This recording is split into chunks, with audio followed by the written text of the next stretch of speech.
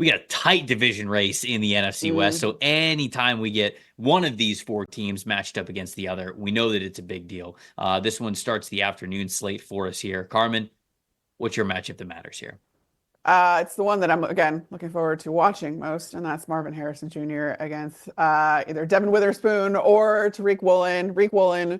It's going to be fun. These are just young players that are going to be going against each other for a very long time, given that they're in the same division. And you look at Marvin Harrison Jr. this season, 78.0 PFF grade that ranks 23rd among wide receivers, 606 receiving yards, 29th among wide receivers. His 7 receiving touchdowns, though, tied for 5th. And his 15 contested catches, this is the big thing. It's why Kyler Murray trusts him so much. He has 15 of them. That ranks tied for 3rd in among wide receivers this year. So that's really something that the guys that are going to be doing the contesting are 2 of the best young corners in the league. If you look at Devin Witherspoon, 71.9 grade, that's tied for 20th. Reek Woolen, a little bit further down, 67.9 grade, 42nd. So room for improvement there. But you also think that, again, these division matchups, you get really familiar with these guys.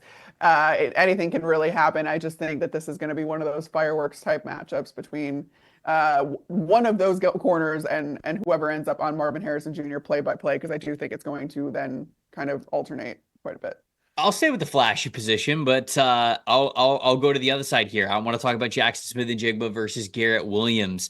Jackson Smith-Njigba, one of the best slot wide receivers in the NFL this year. He leads or is in the top 3 of so many different categories when it comes to receiving yards, catches, receiving touchdowns, explosive plays from the slot. He has 829 receiving yards just overall, which is 11th most in the NFL. He'll be going up against Garrett Williams when he is lined up in the slot, because that is the player that the Arizona Cardinals like to put in the slot most often. Over the last, I believe it's 4 weeks, 118 coverage snaps in the slot for Garrett Williams, 82.7 coverage grade in the slot, which is 4th best in the NFL. So Williams is somebody that I really liked coming out of Syracuse. I thought he could be an outside corner, but they have really used him in the slot, and I feel like he's comfortable there. He's aggressive, and he's playing very well. As you can see, having a high coverage grade when you were in the slot is extremely impressive. Thinking about all the different types of wide receivers that you have to guard, how these guys have two-way goes, how you can't really let anything behind you, but you don't want to give them too much space in front of you. It's just so difficult to recover receivers when they've got as much space as a lot of these slot receivers do, and a lot of these offensive coordinators sort of cook up these opportunities for these guys to really succeed. Few have been better at that than Jackson Smith-Njigba, but Williams over the last month has been one of the better defenders at really bottling those guys up. So it'll be his toughest test yet, but I'm very excited to see these two go up against each other when JSN's in the slot and Garrett Williams is matched up against him. What's your plus factor here in this game? Easy one, but it's Kyler Murray. And just he's really, in most major passing metrics, he's pretty middle of the pack this year. One of them, though, where he is top 10 is unfortunately turnover-worthy plays. He's had 9 of them this year so far. And that's something where if you're not necessarily going down if you're going down the field constantly, it's a little bit more understandable. His yards per play average is, again, middle of the pack. This is all middle of the pack kind of stuff. So I would like to see more of some of the fireworks that we saw, I think, earlier in the season when he first discovered Marvin Harrison Jr. And I get that teams adjust for these guys. And again, like I said before, the matchup between Marvin Harrison Jr. and whoever is on him cornerback-wise is going to be really interesting. But I do think that Kyler Murray, again, likes to just kind of throw up the ball to Marvin Harrison Jr. And it has worked out for him given how many contested catches that the young rookie has been able to come down with. But there needs to be a concerted effort, I think, to focus on ball security when it comes to Kyler Murray, and while still trying to push the ball down the field a little bit more than he has. Byron